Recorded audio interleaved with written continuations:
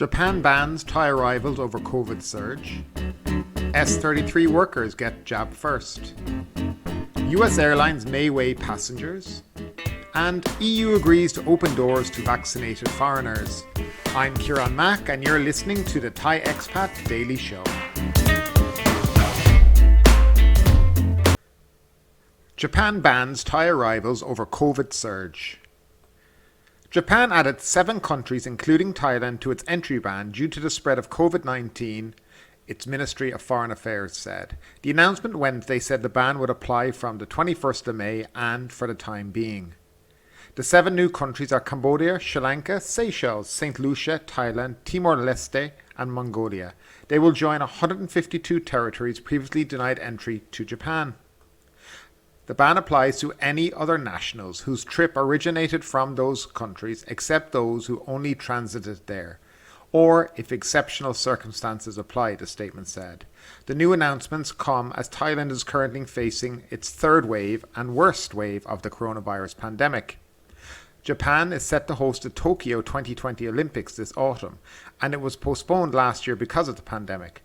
However, protests to cancel this event continue to grow. The island country has reported a total of 692,702 coronavirus cases with 11,851 deaths, according to real-time statistics website Worldometers, with 5,229 new cases and a further 227 deaths on Wednesday. Out of the 600,000 cases, 609,086 have recovered. So that's just a quick story about if you're in Thailand right now and you're thinking you're going to Japan anytime soon, well, it won't be. Basically, everybody has been banned that flies from here going there, unless you're obviously in transit on the way to Japan. But it seems like there's very few countries that can actually enter Japan anymore. So just a word of note for people and just a little interesting story of the day. Section 33 workers to get first jab. Employees under Section 33 of the Social Security Act and people living in 9 provinces considered important economic areas of the country will be given priority in the vaccination drive against COVID-19, Prime Minister Prayut Chan-o-cha says. General Prayut posted details of the government's vaccination program on his Facebook page a day after putting the brakes on the walk-in services for COVID-19 vaccination to prevent people flocking to the inoculation sites and becoming upset if they failed to secure a jab. Instead, the Prime Minister wanted a new vaccination format, such as an on-site registration, and on Wednesday proposed this new measure. Previously, government said the elderly and sick would get first priority. It's unclear where they stand under this new policy. General Prayut said Section 33 workers, mainly those who work in offices, are considered an important driving force of the economy, while many now have a high risk of contracting the virus given the nature of their work that involves handling a large number of customers. According to the Labour Ministry, there are about 11 million employees covered by Section 33. The Labour Ministry, the Finance Ministry and other private partners will kickstart the COVID-19 vaccination programme designed specifically for those workers from next month, he said. The PM said that he had emphasised that the vaccination drive should be implemented quickly, with the main focus placed on workers in the manufacturing and services sectors. The Social Security Office will coordinate registration for this vaccination programme by asking all companies to submit information about their employees who want to get jabs under this programme. Next in line will receive the vaccine after this group will be people living in 9 economic provinces, he said. However, the Prime Minister did not disclose the names of these provinces. Meanwhile, the Premier's U-turn on a plan to allow walk-in service under the COVID-19 vaccination drive has provoked a furious reaction by a young spokesman of the Bumjai Thai Party, a key coalition partner that proposed the vaccination service option. Proposed by Deputy Prime Minister and Public Health Minister Anutin and discussed during a cabinet meeting last week, the walk-in vaccination plan was suspended by General Prayut on Tuesday.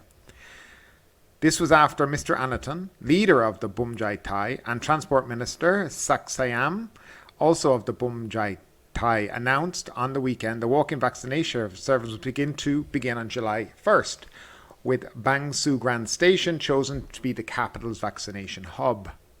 Party spokesman took to Facebook to vent his anger over General Pryor's decision to suddenly shelve the walk-in vaccination service. He called the general stubborn, saying he was wondering how on earth the government's target to get 50 million people vaccinated would ever be achieved. If you only stick with the More Prom app, the people will be dying. Will you ever understand this, Uncle?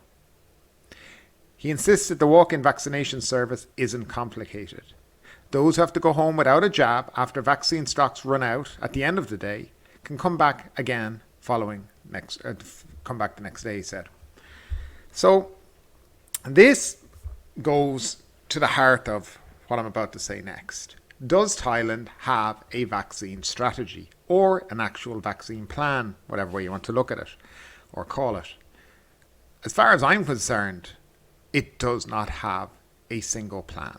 It has a new plan every day based on the mood of whoever gets to a reporter to announce it first.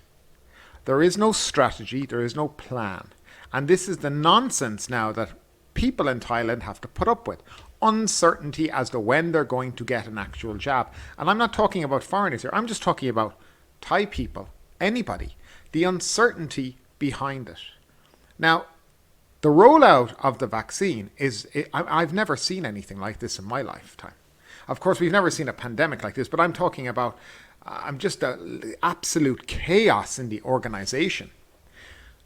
I mean, if you look at most countries that are successfully rolling out the vaccine, they've all started off with the most vulnerable in society. They're the people who, if they get COVID first or get COVID, they'll more than likely die from it. So we're talking about elderly, people who are very sick. And this group should include Thais, foreigners, anyone who would be in that group.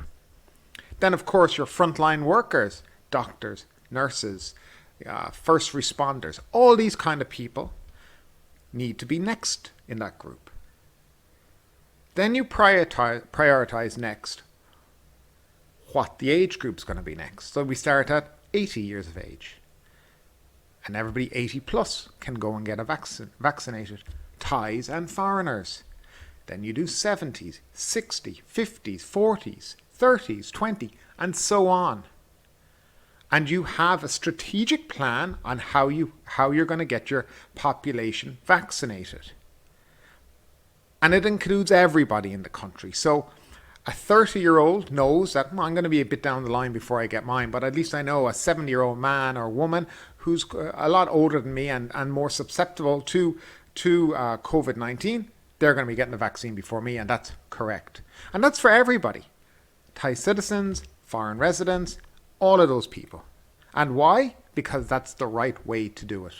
And what's going on right now is not correct. It's a flip-flop. It's mixed messaging. It's a lack of communication. Nobody knows what is going on. So I leave it at that today, and we'll move on to our final story of the day. US airlines may weigh passengers.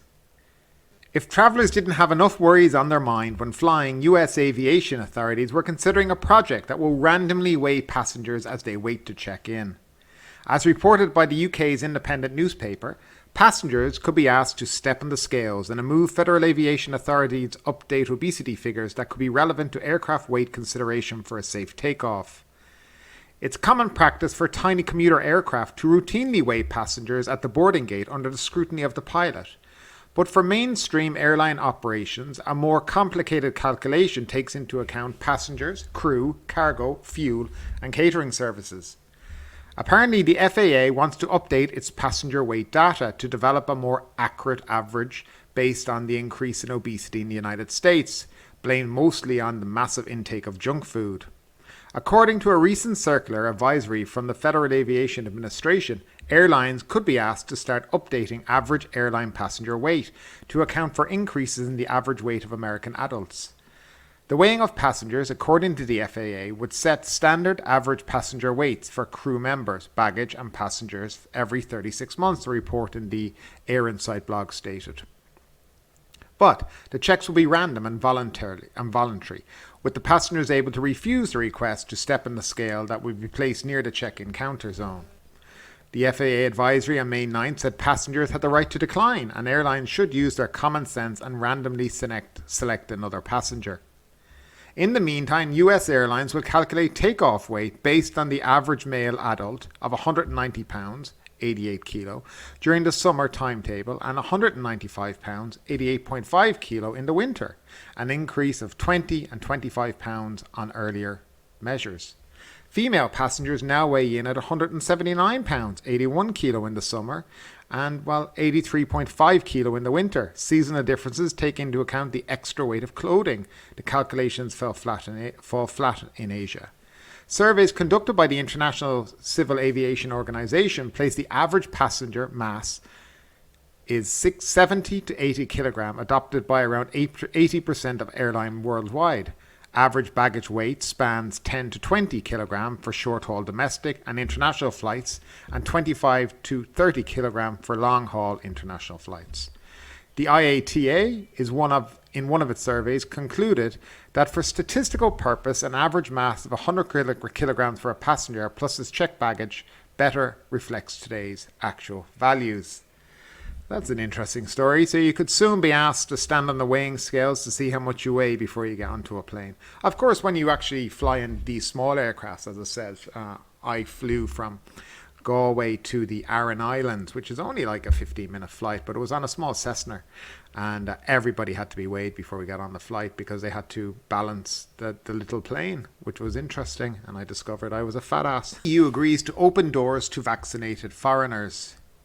European Union countries agreed on Wednesday to ease COVID-19 travel restrictions on non-EU visitors ahead of the summer tourist season, a move that could open the bloc's door to all Britons and to all vaccinated Americans. Ambassadors from 27 EU countries approved a European Commission proposal from May 3 to loosen the criteria to determine safe countries and to let in fully vaccinated tourists from elsewhere, EU sources said. They are expected to set a new list this week or early next week. Based on data from the European Centre for Disease Control and Prevention, Britain and a number of other countries would meet the new criteria. The United States would not, although Americans with proof of vaccination would be welcome. One EU diplomat said cases of the Indian variant in Britain would need to be taken into account, although individual EU countries are already setting their own policies. Portugal lifted a 4-month travel ban on British tourists on Monday. Under current restrictions, people from only 7 countries, including Australia, Israel, Singapore, can enter the EU on holidays regardless of whether they have been vaccinated or not. Also, Thailand is on that list, I believe, as well. Individual countries can and will still be able to choose to demand a negative COVID-19 test or a period of quarantine. The current main criterion is that there should be no more than 25 new COVID cases per 100,000 people in the previous 14 days. The trend should be stable or decreasing, and there should be a sufficient number of tests, which would need to show a minimum percentage of negative tests. Variants of concern can be taken into account. The Commission proposed raising the case rate to 100. The EU ambassadors opted instead for 75. For inoculated people to gain access, they would need to have received an EU-approved vaccine, with those with a World Health Organization emergency listing being considered. These people should have received final doses at least 14 days before travel. Under the plan, EU countries that waive test or quarantine requirements for vaccinated EU tourists are encouraged to do the same for vaccinated non-EU holidaymakers. Children should also be able to travel with vaccinated parents. An emergency break could be used temporarily to stop all but essential travel from a particular country to limit the risk of more infectious coronavirus variants entering the EU. Such a break has been proposed for India. The EU plan covers countries of the border-free Schengen area, including non-EU member Iceland, Liechtenstein, Norway and Switzerland, but for the non-Schengen EU member Ireland. Retake. The EU plan covers countries of the border-free Schengen area, including non-EU members Iceland, Liechtenstein, Norway and Switzerland, but not the non-Schengen EU member Ireland. So, I read another article that the vaccines that would be accepted were AstraZeneca, Johnson & Johnson, Pfizer, Moderna, and Sinopharm. I think that was in a New York Times article. So it looks like as long as you're vaccinated with a World Health Organization approved vaccine, you should be able to head to Europe on your holidays with no issues. Unless you're going to my home country of Ireland, and for some reason they're not included, but we'll try to find out more about that myself later on. And yeah, that's it for you. What do you think? Are you going to be going on holidays this year? If you're currently abroad in Europe, are you planning on taking a holiday? Are you planning on coming to Thailand? Like I know some of the subscribers are. Are you thinking to kind of give it a miss this year and maybe take an EU holiday or even a holiday in your own country, a staycation? Let me know down in the comments section. Thanks for tuning in today. If you enjoyed today's episode, don't forget to subscribe and don't forget to leave us a 5-star rating.